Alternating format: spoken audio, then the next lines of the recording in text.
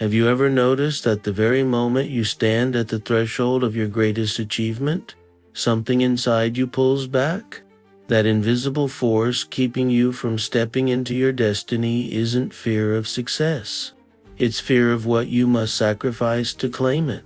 My friends, I've spent decades studying the minds of the world's most accomplished individuals, and I've discovered a truth that few dare to acknowledge. Success terrifies most people not because of what they'll gain, but because of what they must release.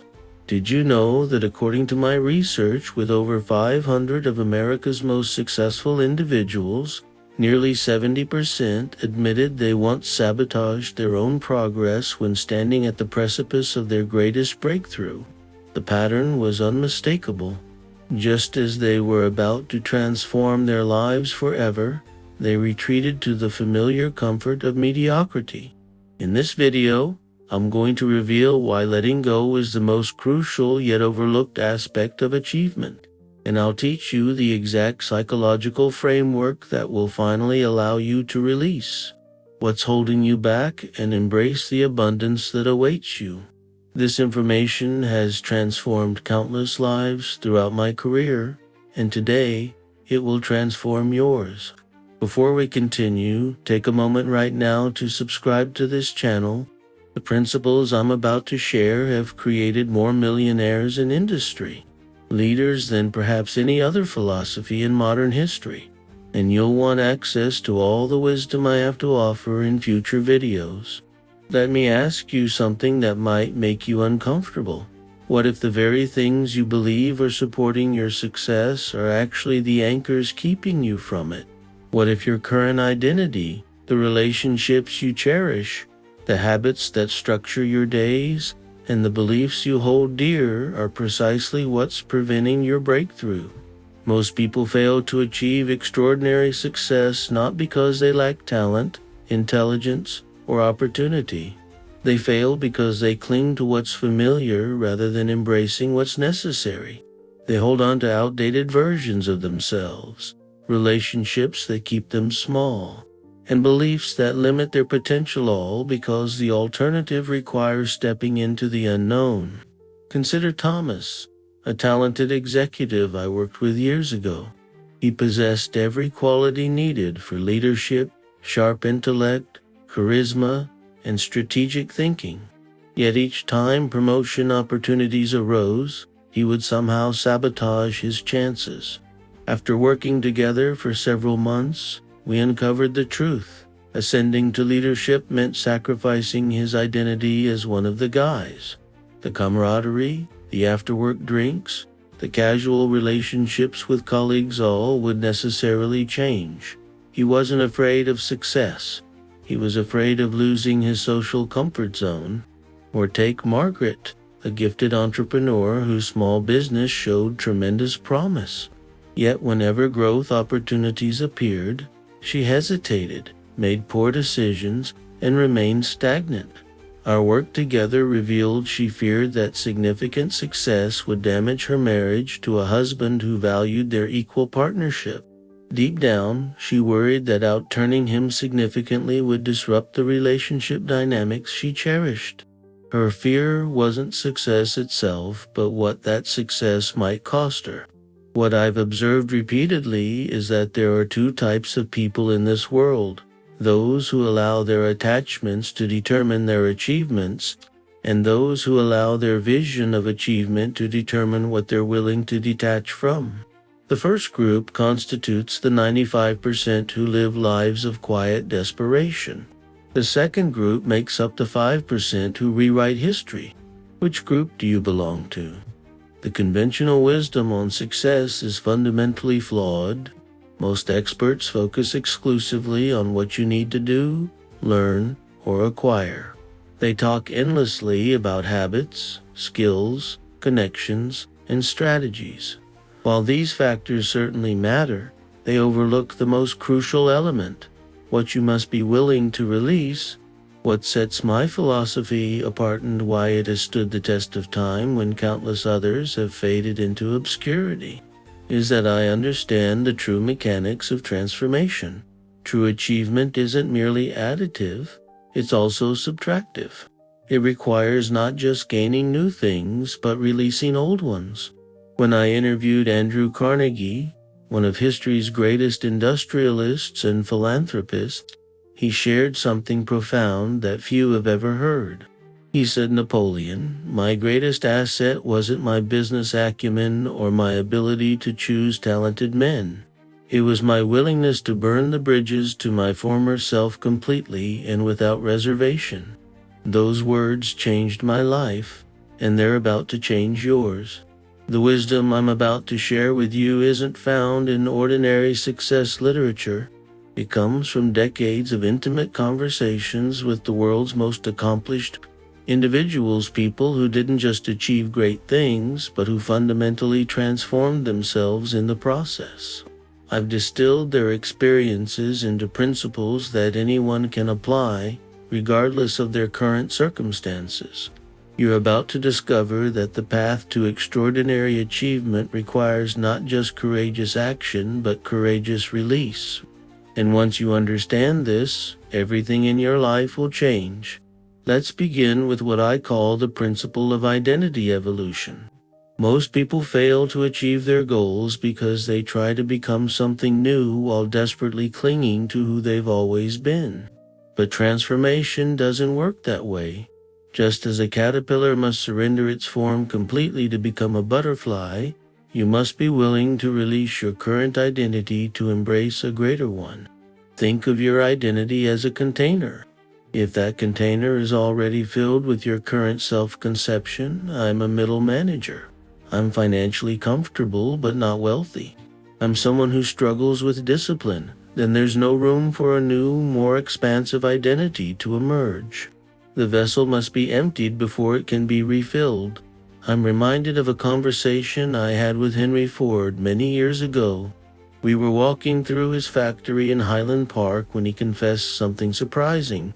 "Hill," he said, "my greatest challenge wasn't designing the Model T or creating the assembly line. It was letting go of being a tinkerer who built one car at a time. I had to stop thinking of myself as a mechanic and start seeing myself as an industrialist changing the world's transportation. That transformation required me to release an identity I had cherished for decades. Imagine a tree in autumn. What appears to be death, the shedding of leaves, is actually the precondition for new growth. Those leaves must fall before spring's rebirth can occur. Similarly, parts of your current identity must be released before your greater self can emerge. Consider this. What aspects of how you see yourself might need to fall away for your next evolution to begin? Perhaps you identify as someone who needs extensive preparation before taking action. Maybe you see yourself as a person who avoids conflict at all costs. Or perhaps you've defined yourself as someone who is realistic rather than ambitious. These self-conceptions aren't simply thoughts, they're the invisible architecture that determines what you believe is possible. And until you're willing to release them, your attempts at transformation will be like trying to build a skyscraper on the foundation of a cottage. I want you to visualize yourself standing before two doors. Behind one is the comfortable familiarity of your current identity, with all its limitations and safety. Behind the other is a spacious room with unlimited potential. But to enter, you must leave behind the person you've been until now. Most people glimpse through this second door, become terrified by the empty space of possibility, and retreat to the known confines of their familiar selves. The second principle I've discovered through my research is what I call the law of relationship realignment. Simply put, as you elevate, your relationships must either elevate with you or be left behind. This is perhaps the most painful sacrifice that achievement demands, which is why so many subtly sabotage their success to avoid this necessary transformation. I remember consulting with a brilliant young attorney who repeatedly declined partnerships at prestigious firms. After several conversations, the truth emerged. His closest friends were the same neighborhood buddies he'd had since childhood. None had professional ambitions. and all spent their evenings and weekends engaged in the same recreations they'd enjoyed since their youth.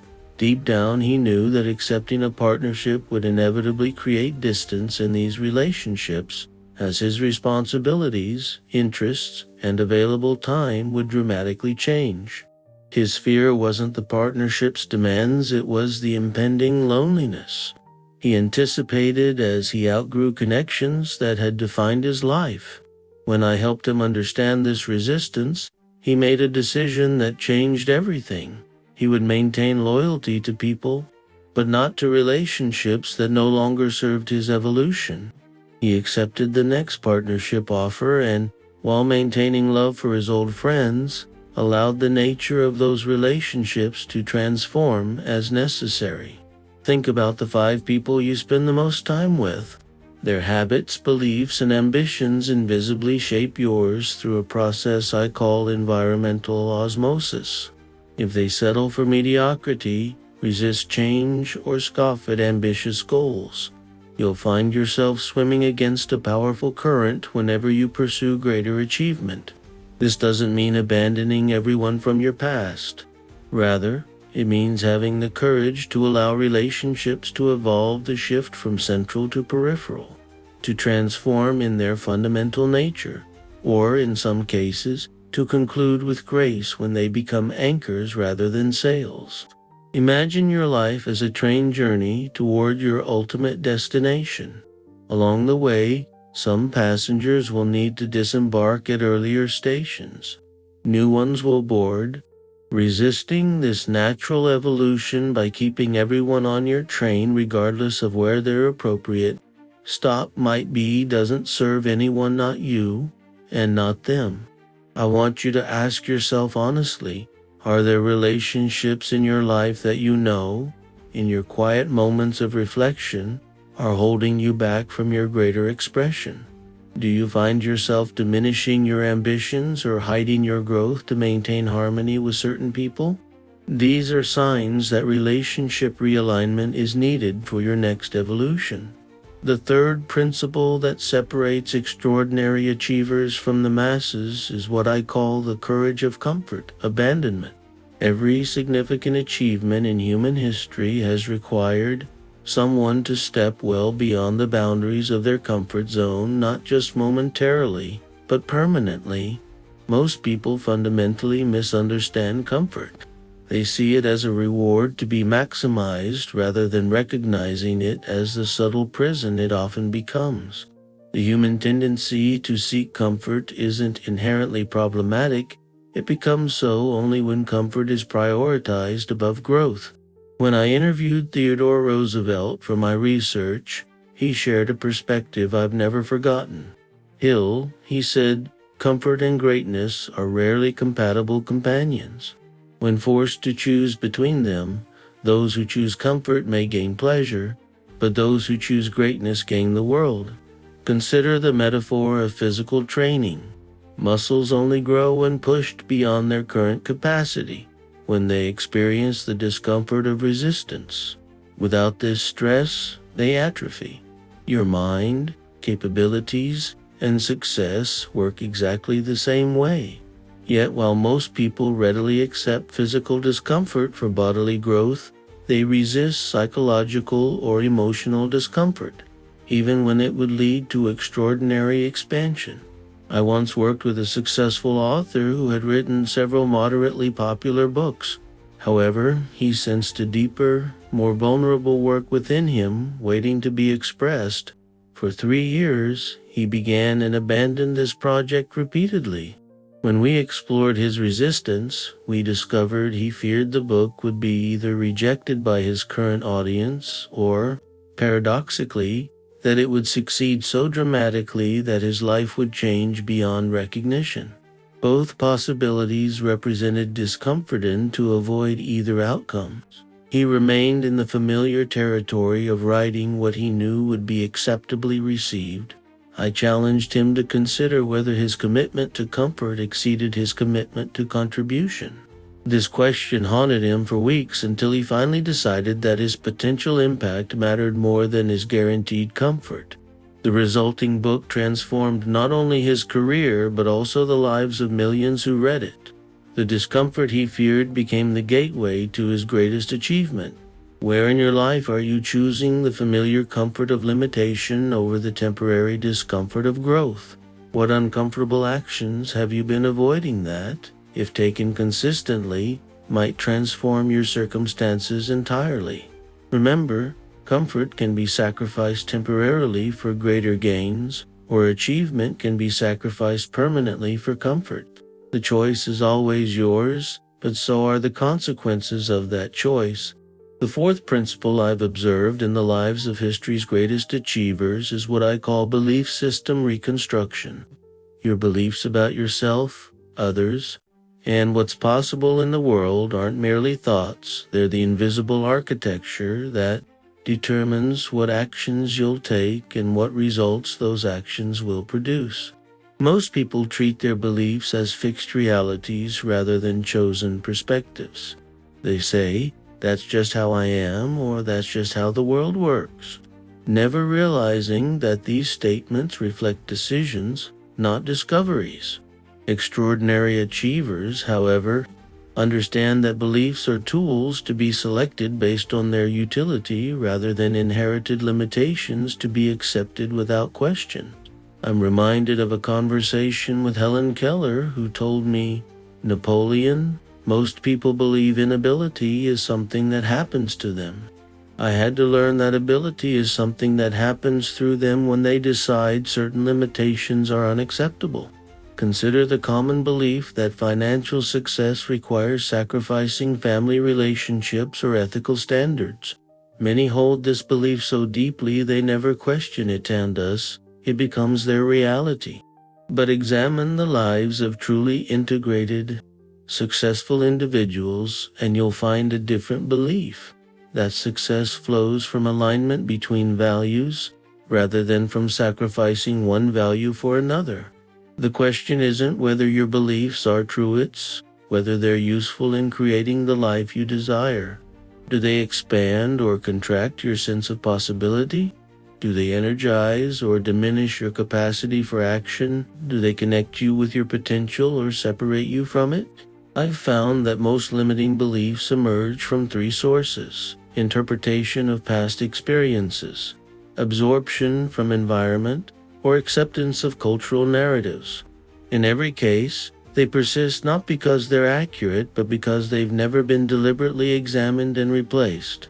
I worked with one gentleman who had built a modestly successful regional business but couldn't expand nationally despite numerous attempts. Through our conversations, we discovered he held a deep belief that expanded success means expanded stress. This belief originated from watching his father's health deteriorate while his business grew. Every time this man's company approached a breakthrough point, he would unconsciously sabotage it to avoid what he believed was the inevitable stress that would follow. Once we identified this belief, we could reconstruct it. We gathered evidence from successful business owners who had created systems that actually reduced their stress as their companies expanded. We developed new operational approaches that would ensure growth enhanced rather than diminished his quality of life. Within 18 months of this belief reconstruction, his business had expanded to 7 states with less day-to-day involvement from him than when it operated in just one. What beliefs might you be carrying that are limiting your potential? What truths about success, money, relationships, or your own capabilities might actually be choices you've inherited rather than conclusions you've verified? And most importantly, what new beliefs might better serve the future you're attempting to create? Leave a comment below, sharing which principle has resonated most strongly with you so far. Your insight might be exactly what another viewer needs to hear today. Now, let's explore the fifth principle that distinguishes extraordinary achievers, what I call the discipline of habit dissolution. While much has been written about forming positive habits, far less attention has been paid to the critical importance of releasing habits that no longer serve your evolution. Every habit you maintain requires energy and attention. Even neutral habits, those neither particularly helpful nor harmful, consume bandwidth that could be directed toward more productive ends. And detrimental habits don't merely waste resources, they actively undermine your progress. Consider your mind as a garden.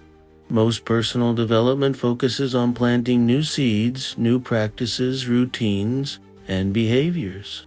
But experienced gardeners know that without proper weeding, even the healthiest new plantings will struggle to thrive.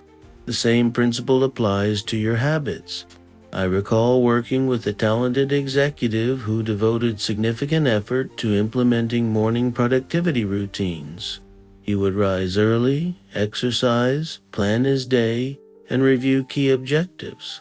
Yet despite this disciplined start, he consistently found himself derailed by me.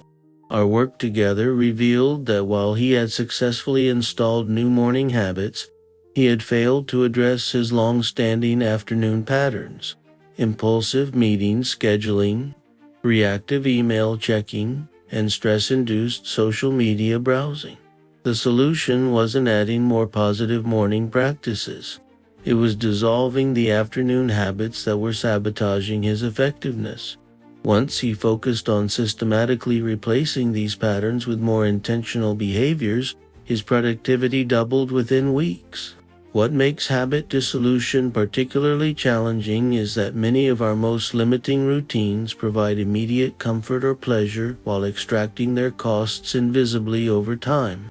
The executive's social media breaks delivered momentary stress relief while silently eroding his focus and fragmenting his attention across the day. Every significant achievement requires not just new actions, but the cessation of incompatible behaviors. You cannot simultaneously commit to wealth-building financial habits while maintaining impulsive spending patterns. You cannot develop physical vitality while preserving comfort-based eating routines. The new cannot fully emerge until portions of the old have been released.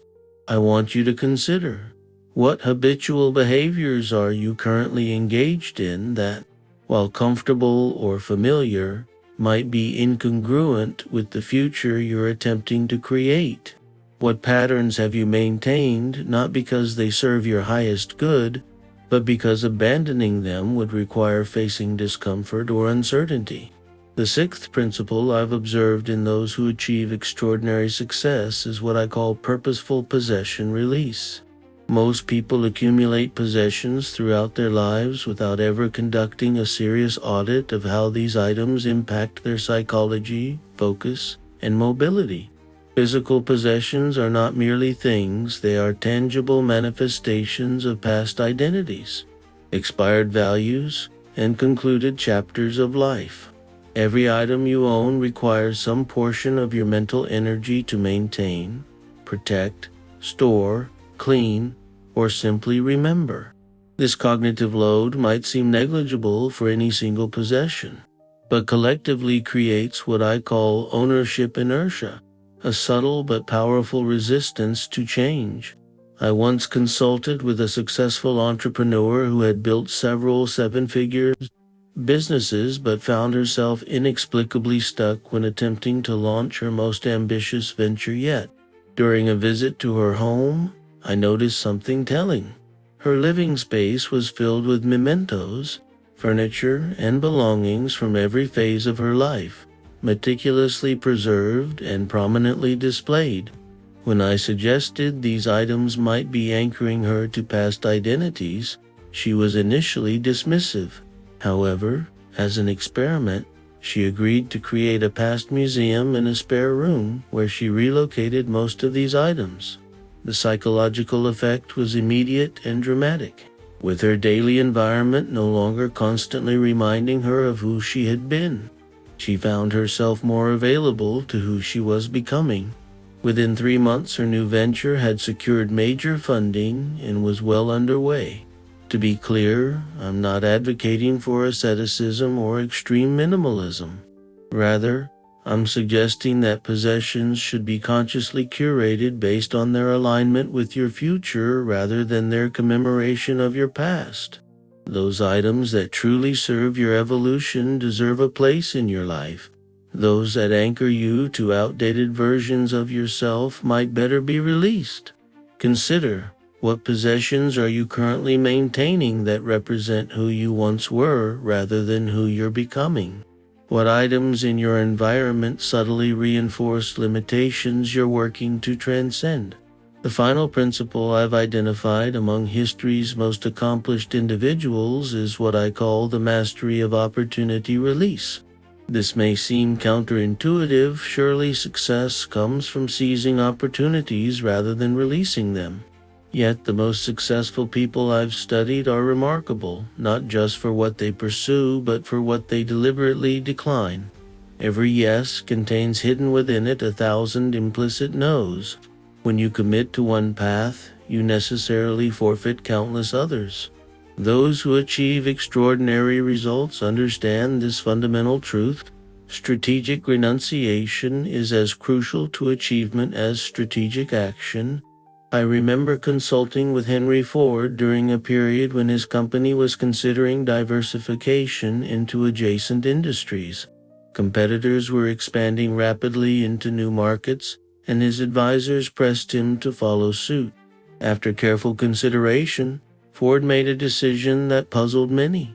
He doubled down on his core automobile business while declining dozens of lucrative opportunities. When I asked about this choice, his response was illuminating. Hill, most men are defeated not by their limitations but by their diversions. The opportunities I've declined have contributed more to my success than most of those I've accepted. This principle manifests in several ways. First, there's the release of distracting opportunities, ventures that, while potentially profitable, would divert focus from your primary mission. Second, there's the release of premature opportunities, those that arrive before you've established the foundation necessary to properly capitalize on them. Finally, there's the release of misaligned opportunities, those that would bring success by conventional metrics while leading you away from your authentic path. I worked with a talented physician who had built a thriving practice, but felt called to focus on preventative wellness rather than reactive treatment. Multiple hospitals offered him prestigious positions with substantial salaries. Venture capitalists approached him about launching a chain of clinics using his successful practice model. Each opportunity promised greater financial rewards than his current path. After careful reflection, he declined all of these offers to launch a preventative health education initiative that initially paid him nothing. This decision bewildered his colleagues, but he recognized that these opportunities, while attractive by conventional standards, would permanently divert him from his true mission. Within 5 years, his prevention-focused work had influenced national health policy and impacted far more lives than he ever could have through traditional practice. I invite you to consider what opportunities are currently before you that, while appealing to your ego or wallet, might divert you from your most authentic contribution. What possible paths are you hesitating to release, even though deep down you know they aren't aligned with your highest purpose? No, I understand that hearing these principles might trigger resistance. You might be thinking, this sounds like sacrifice rather than success, or why should I have to give up things I value to achieve my goals? These are natural reactions, and I want to address them directly. First, what I'm describing isn't sacrifice in the conventional sense of suffering or deprivation. It's transformation, the natural evolution that occurs when you commit wholeheartedly to becoming more than you've been. Just as a snake must shed its skin to grow, you must release certain aspects of your current reality to embrace a greater one. Second, consider that what seems like loss in the moment often reveals itself as liberation in retrospect. Every person I've worked with who has had the courage to release limiting identities, relationships, habits, beliefs, possessions, or opportunities has later reported the same insight. What they feared losing turned out to be the very chains that had been holding them captive. You might also wonder whether these principles apply only to certain types of achievement, perhaps business success or financial wealth. But my research spans individuals who have excelled in every domain of human endeavor: artists and scientists, athletes and academics, spiritual leaders and industry pioneers.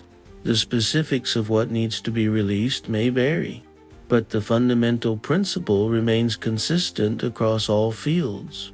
Evolution requires release.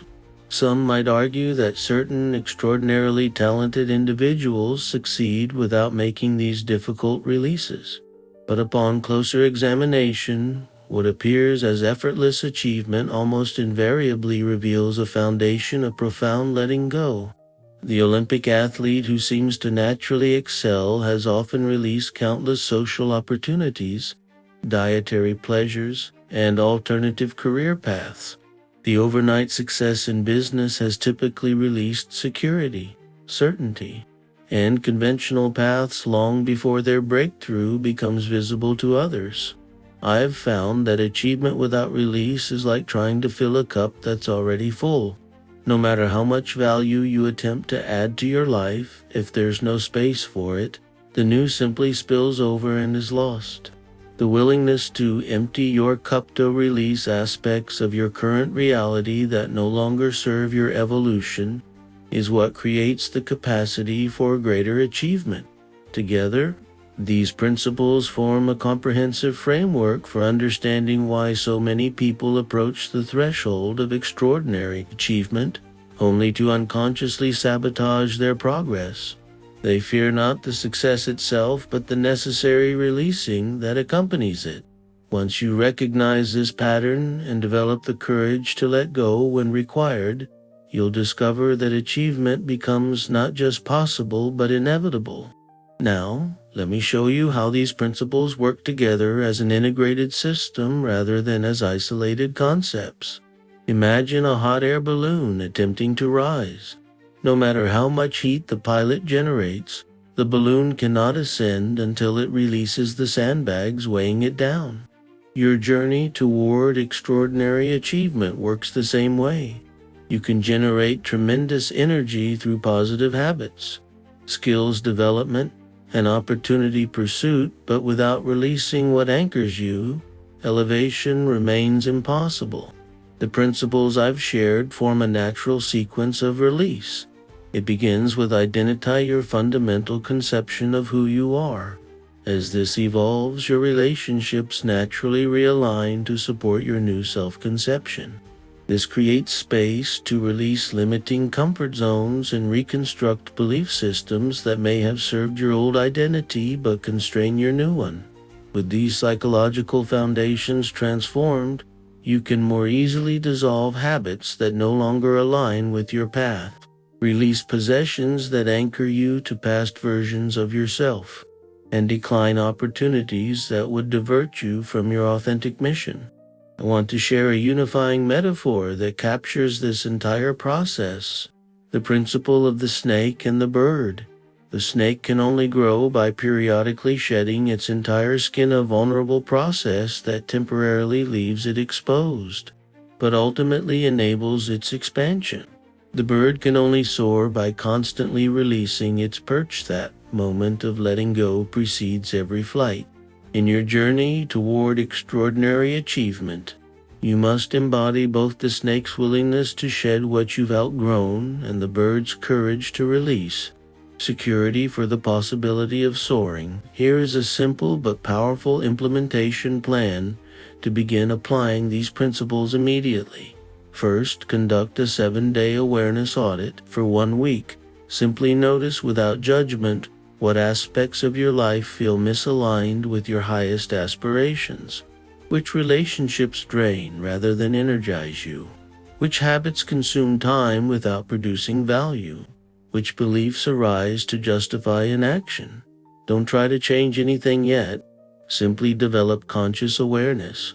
Second, identify your single most limiting factor, the primary element holding you back.